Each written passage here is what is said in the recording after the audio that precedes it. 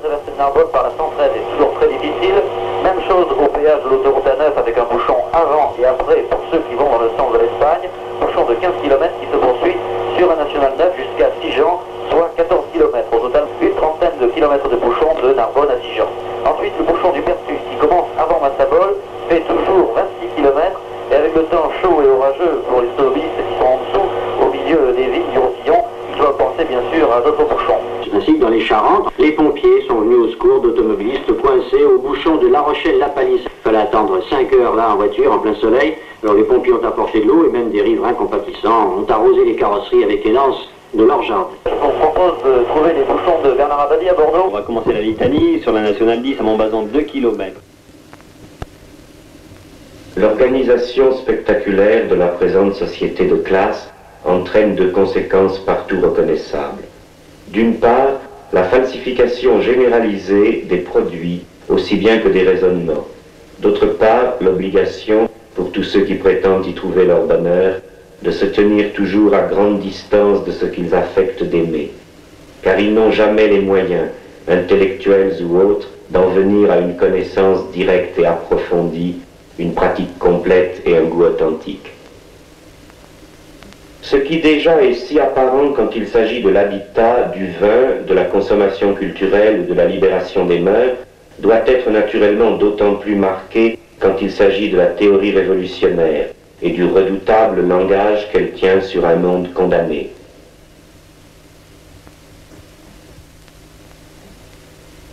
Cette falsification naïve et cette approbation incompétente, qui sont comme l'odeur spécifique du spectacle, n'ont donc pas manqué d'illustrer les commentaires, diversement incompréhensifs, qui ont répondu au film intitulé « La société du spectacle ». L'incompréhension dans ce cas s'impose pour encore quelque temps. Le spectacle est une misère bien plus qu'une conspiration, et ceux qui écrivent dans les journaux de notre époque ne nous ont rien dissimulé de leur intelligence.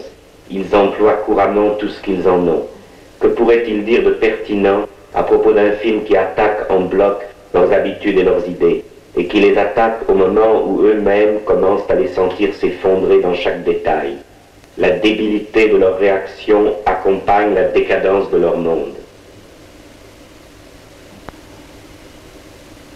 Ceux qui disent qu'ils aiment ce film ont aimé trop d'autres choses pour pouvoir l'aimer, et ceux qui disent ne pas l'aimer ont eux aussi accepté trop d'autres choses pour que leur jugement ait le moindre poids. Qui regarde la pauvreté de leur vie comprend bien la pauvreté de leur discours. Il suffit de voir leurs décors et leurs occupations, leurs marchandises et leurs cérémonies, et cela est étalé partout. Il suffit d'entendre ces voix imbéciles qui vous disent ce que vous êtes devenus dans l'aliénation, et elles vous en informent avec mépris, à chaque heure qui s'y ajoute.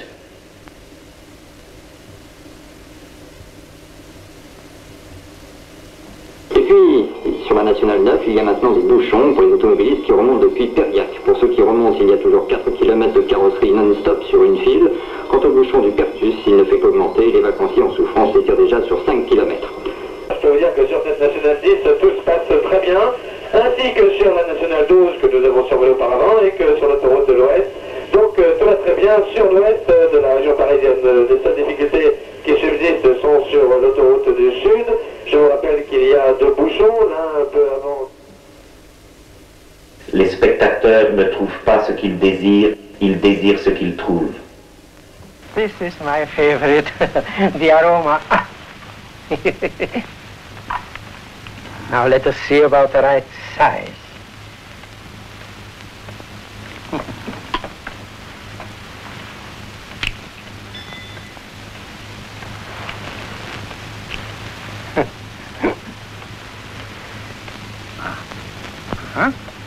If you could choose a cigarette that suited you, Number 43. at a price that suited you, the chances are you'd end up smoking Senior Service Extra. Try one, sir.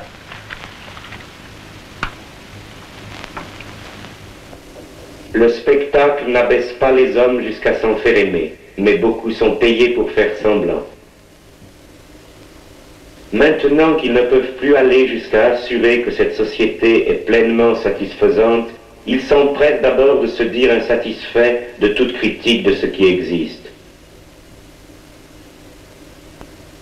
Tous les insatisfaits croient qu'ils méritaient mieux, mais s'imaginent-ils donc que l'on veut les convaincre? Croient-ils pouvoir parler en faisant oublier d'où ils parlent, eux, les locataires mal logés du territoire de l'approbation?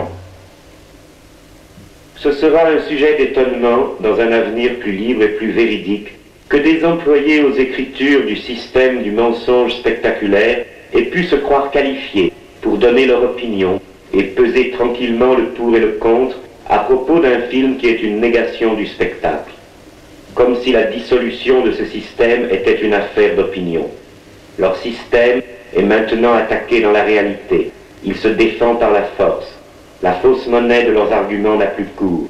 Et donc, le chômage menace présentement un bon nombre des cadres de la falsification.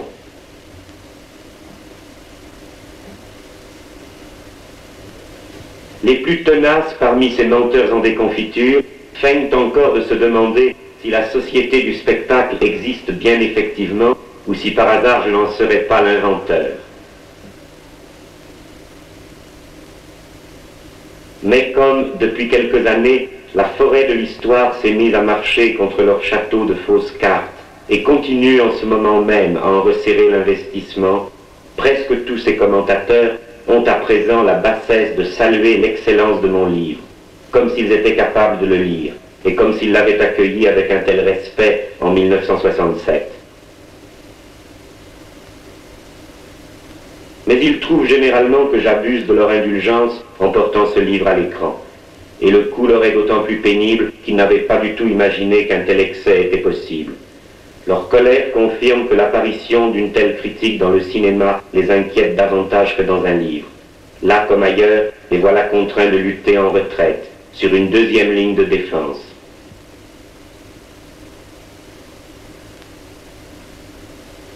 Beaucoup blâment ce film d'être difficile à comprendre. Selon quelques-uns, les images empêchent d'entendre les paroles, à moins que ce ne soit l'inverse. En disant que ce film les fatigue, et en érigeant fièrement leur fatigue particulière en critère général de la communication, ils voudraient d'abord donner l'impression qu'ils comprennent sans peine, qu'ils approuvent presque la même théorie quand elle est seulement exposée dans un livre.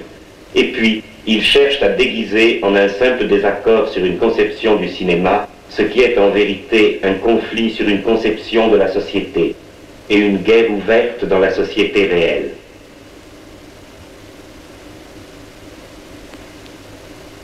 Mais pourquoi donc comprendraient-ils, mieux qu'un film qui les dépasse, tout le reste de ce qui leur échoit dans une société qui les a si parfaitement conditionnés à la fatigue mentale? Comment leur faiblesse se trouverait-elle en meilleure posture pour discerner, dans le bruit ininterrompu de tant de messages simultanés de la publicité ou du gouvernement, tous les grossiers sophismes qui tendent à leur faire accepter leur travail et leur loisir, la pensée du président Giscard et la saveur des amylacées? La difficulté n'est pas dans mon film, elle est dans leur tête prosternée. Aucun film n'est plus difficile que son époque. Par exemple, il y a des gens qui comprennent et d'autres qui ne comprennent pas que lorsque l'on a offert aux Français, selon une très vieille recette du pouvoir, un nouveau ministère appelé ministère de la qualité de la vie, c'était tout simplement, comme disait Machiavel, afin qu'ils conservassent au moins le nom de ce qu'ils avaient perdu.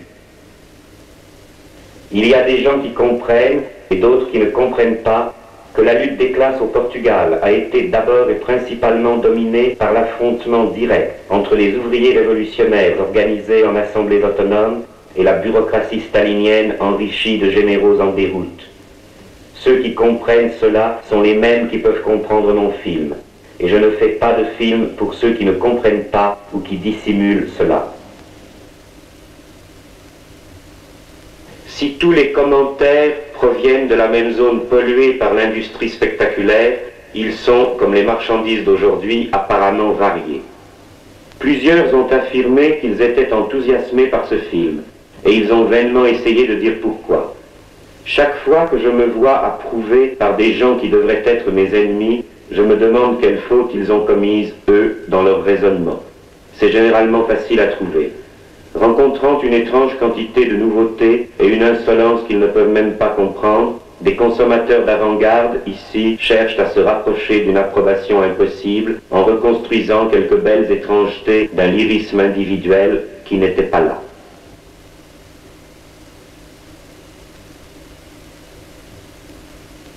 Ainsi, l'un veut admirer dans mon film un lyrisme de la rage. Un autre y a découvert que le passage d'une époque historique comportait une certaine mélancolie. D'autres, qui surestiment assurément les raffinements de la vie sociale actuelle, m'attribuent un certain dandysme. En tout ceci, cette vieille canaille d'époque poursuit sa manie de nier ce qui est et d'expliquer ce qui n'est pas. La théorie critique qui accompagne la dissolution d'une société ne s'adonne pas à la rage, et moins encore aurait-elle à en exhiber la simple image. Elle comprend, décrit et s'emploie à précipiter un mouvement qui se déroule effectivement sous nos yeux. Quant à ceux qui nous présentent leur pseudo-rage comme une sorte de matériau artistique venu à la mode, on sait bien qu'ils ne cherchent par là qu'à compenser la souplesse, les compromises et les humiliations de leur vie réelle, en quoi des spectateurs n'auront pas de mal à s'identifier à eux. L'hostilité est naturellement plus grande chaque fois que s'expriment sur mon film ceux qui sont politiquement des réactionnaires. C'est ainsi qu'un apprenti bureaucrate veut bien approuver mon audace de faire un film politique, non pas en racontant une histoire, mais en filmant directement la théorie. Seulement, il n'aime pas du tout ma théorie. Il subodore que, sous l'apparence de la gauche sans concession, je glisserai plutôt vers la droite, et c'est parce que j'attaque systématiquement les hommes de la gauche unie.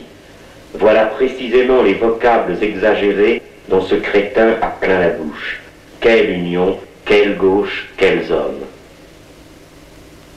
Ce n'est bien notoirement que l'union des staliniens avec d'autres ennemis du prolétariat. Chacun des partenaires connaissant bien l'autre, ils trichent maladroitement entre eux et s'en accusent à grands cris chaque semaine. Mais ils espèrent pouvoir encore tricher fructueusement en commun contre toutes les initiatives révolutionnaires des travailleurs, pour maintenir, comme ils en conviennent eux-mêmes, l'essentiel du capitalisme s'ils n'arrivent pas à en sauver tous les détails. Ce sont les mêmes qui répriment au Portugal, comme naguère à Budapest, les grèves contre-révolutionnaires des ouvriers. Les mêmes qui aspirent à se faire compromettre historiquement en Italie. Les mêmes qui s'appelaient le gouvernement du Front populaire quand ils brisaient les grèves de 1936 et la Révolution espagnole. L'ordre, nous l'assurerons en amenant la classe ouvrière à comprendre que son devoir et son intérêt lui commandent d'entendre nos appels et de nous éviter d'avoir recours à des moyens de contrainte. Non, le Front populaire ne sera pas l'anarchie. Le Front populaire ne vivra. Le Front populaire ne vaincra que dans la mesure où il sera capable d'assurer l'ordre. Il faut que la classe ouvrière soit capable de comprendre que son devoir et son intérêt exigent qu'elle ne fasse rien qui dresse contre elle la classe moyenne ou la classe paysanne. Après-demain, en un cortège immense, s'uniront les trois couleurs de la nation et le drapeau rouge du travail.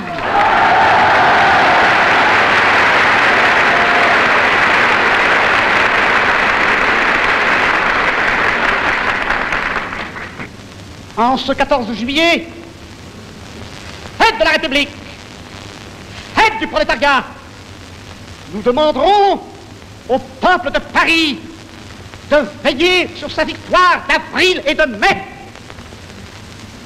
Nous demanderons au peuple de France de garder sa confiance au gouvernement qui ne vit que par lui, au gouvernement qui ne vit que pour lui et qui ne vaincra que dans la mesure où le peuple de France l'aidera à vaincre.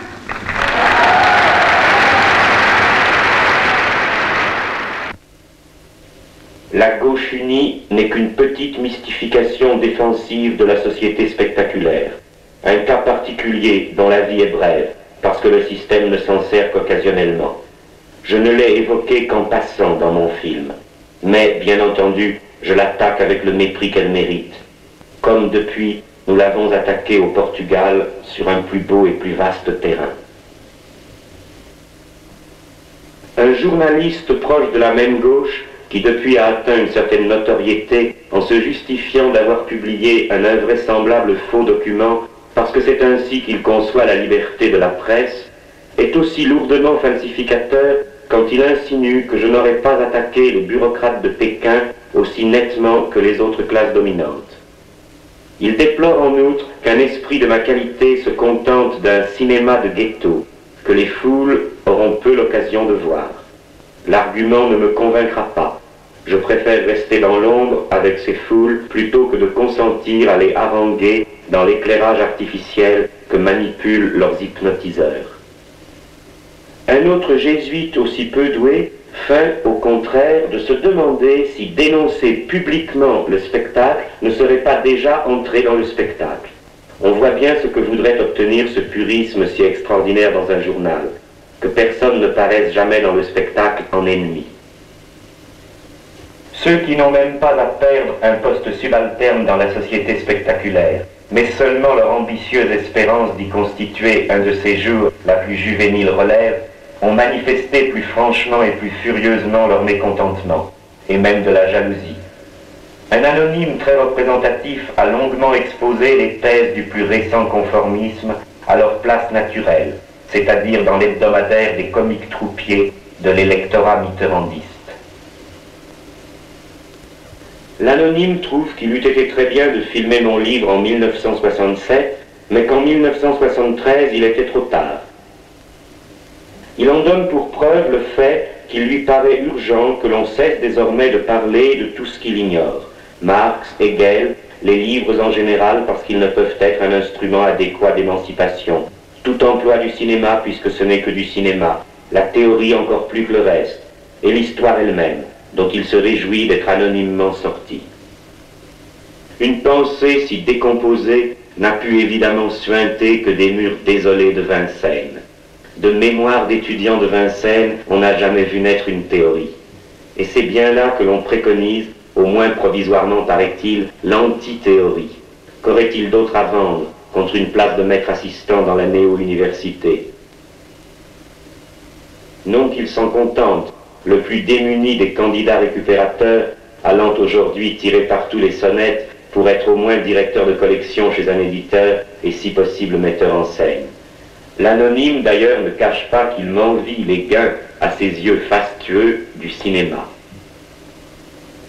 On peut donc être assuré qu'aucune de ces antithéories n'atteindra facilement le silence qui est son seul authentique accomplissement, parce qu'alors ses porteurs ne seraient plus que des salariés sans qualification.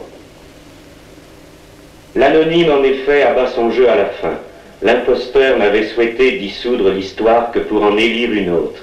Il voulait désigner les penseurs de l'avenir. Et cette tête de mort avance froidement les noms de Lyotard, Castoriadis et autres ramasse-miettes à la traîne, c'est-à-dire des gens qui avaient jeté tout leur feu il y a plus de 15 ans, sans parvenir à beaucoup éblouir leur siècle.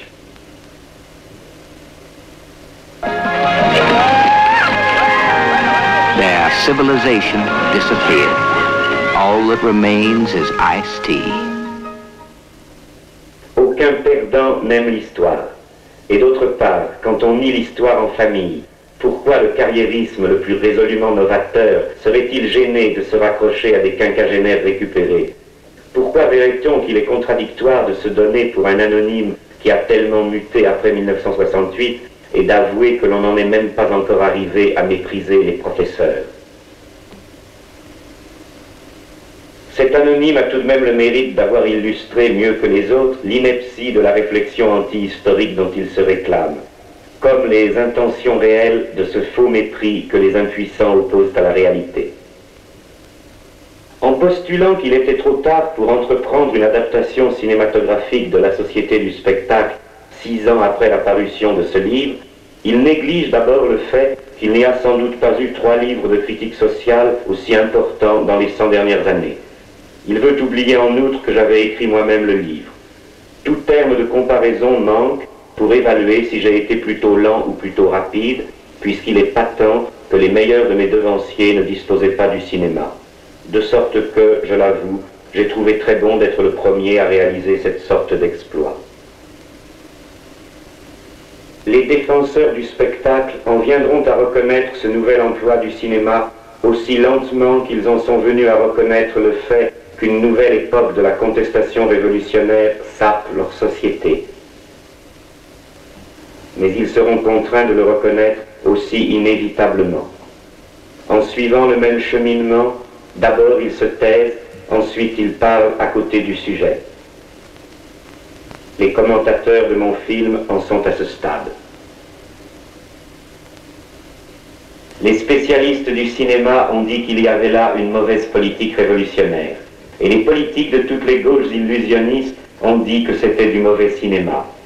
Mais quand on est à la fois révolutionnaire et cinéaste, on démontre aisément que leur aigreur générale découle de cette évidence que le film en question est la critique exacte de la société qu'ils ne savent pas combattre et un premier exemple du cinéma qu'ils ne savent pas faire.